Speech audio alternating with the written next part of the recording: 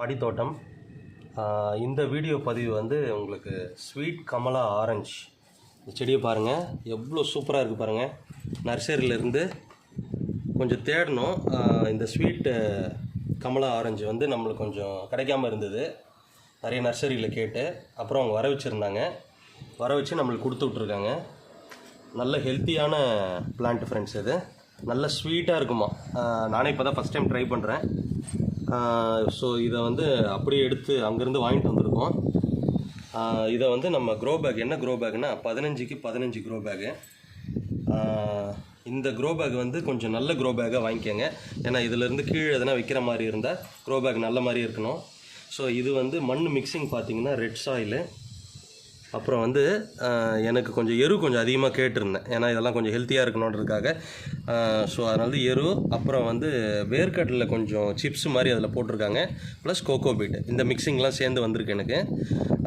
இந்த அளவுக்கு மண்ணை வந்து ஃபில் பண்ணிவிட்டேன். இப்போ இது ஃபுல் பேக், இது வரைக்கும் டாப்பு. இதில் ஹாஃப் நீங்கள் ஃபில் பண்ணிட்டீங்க இல்லையா. இப்போது இதோட ஹைட் பாருங்கள், இந்த பிளான்ட்டோட ஹைட் பாருங்கள் எவ்வளோ இருக்குன்ட்டு. இதுதான் கணக்கு. ஏன்னா இதுக்கு மேலே நீங்கள் வச்சுட்டு அந்த ஒரு 1/2 இன்ச்சு கேப் இருக்கணும்.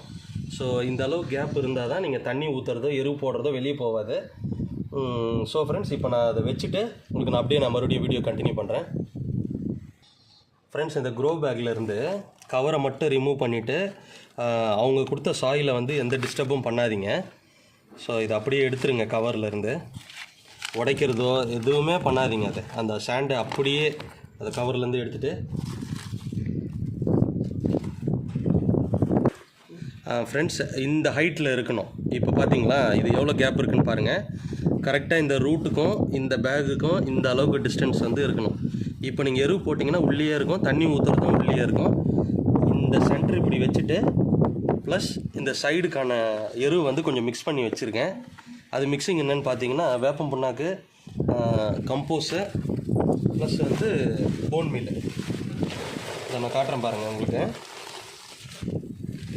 ஃப்ரெண்ட்ஸ், இதுவும் ஒரு மிக்சிங் தான். இது கொஞ்சம் மண் கொஞ்சம் கலந்து வச்சுருக்கேன். இதில் ஆல்ரெடி கொஞ்சம் எடுத்து வச்சுருந்தேன். ஸோ இது வந்து ஃப்ரெஷ்ஷு ஃப்ரெண்ட்ஸ். இது இப்போ நான் மிக்ஸ் பண்ணி வச்சுருக்கேன். இது வேப்பம் புண்ணாக்கு, அப்புறம் கம்போஸு, போன் மீல், இது 3 மிக்ஸ் பண்ணி வச்சுருக்கேன். ஸோ இந்த மிக்சிங்கை வந்து உள்ளே நம்ம கொட்டிடணும். அந்த பாதி க்ரோ பேக்கில் உள்ளே கொட்டிடணும்.